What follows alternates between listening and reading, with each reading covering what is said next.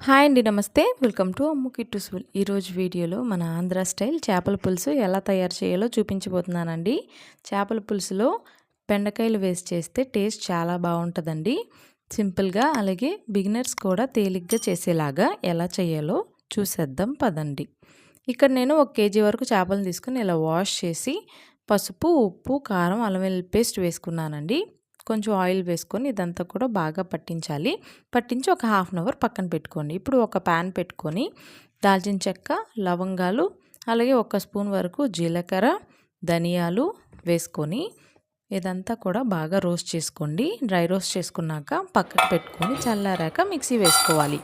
దీనికోసం ఒక 50 గ్రాముల చింతపండుది ఇలా పులుసు తీసుకున్నాను. 2 పెద్ద ఉల్లిపాయల పేస్టు, 2 బెండకాయలను ఇలా కట్ చేసుకోవాలి. మనం దంచుకున్న ఈ మసాలా, ఒక 3 పచ్చిమిరపకాయలు, అల్లం వెల్లుల్లి పేస్ట్, కరివేపాకు, కొత్తిమీర తీసుకోవాలండి. ఇప్పుడు ప్యాన్ పెట్టుకొని ఆయిల్ వేసుకొని మ్యారినేట్ చేసుకున్న ఈ చేప ముక్కల్ని వేసుకోవాలి. ఇలాగ ముందుగా ఇలా ఫ్రై చేసుకోవడం వల్ల చాలా టేస్ట్గా ఉంటుందండి కూర. ఒకసారి ట్రై చేయండి. వీటిని అటు ఇటు టర్న్ చేసుకుంటూ ఒక 4 నుంచి 5 నిమిషాలు ఇలా ఫ్రై చేసుకుంటే సరిపోతుందండి. మరి క్రిస్పీగా అవసరం లేదు. తీసేసి పక్కన పెట్టుకోండి.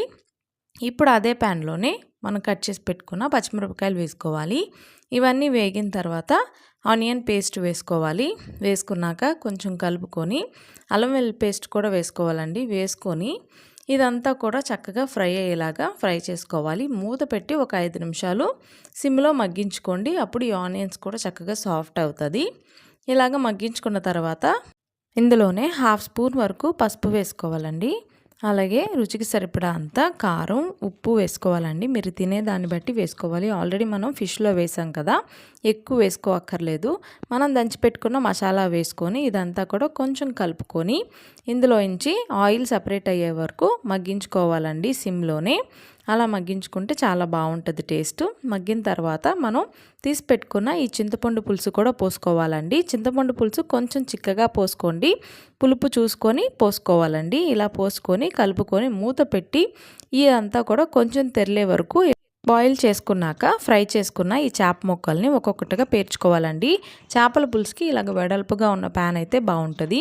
ఇప్పుడు కోసి పెట్టుకున్న ఈ బెండకాయ ముక్కలను కూడా వేసుకోవాలండి.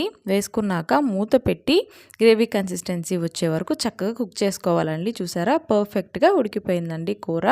చేప ముక్కలు కూడా చక్కగా ఉడికిపోయినాయి. ఇప్పుడు కొంచెం కొత్తిమీర యాడ్ చేసుకుంటే అంతేనండి, చేపల పులుసు రెడీ అయిపోయింది. ఒక 15 నిమిషాల తర్వాత సర్వ్ చేసుకోండి. వేడి వేడి అన్నంలో ఈ బెండకాయలు వేసిన చేపల పులుసుని ఒకసారి ట్రై చేయండి. టేస్ట్ మాత్రం అదిరిపోతుందండి. ఒకసారి మీరు కూడా తప్పకుండా ట్రై చేసి మీకు ఎలా కుదిరిందో నాకు కమెంట్ చేయండి. ఈ వీడియోని లైక్, షేర్ చేసి సబ్స్క్రైబ్ చేసుకోండి.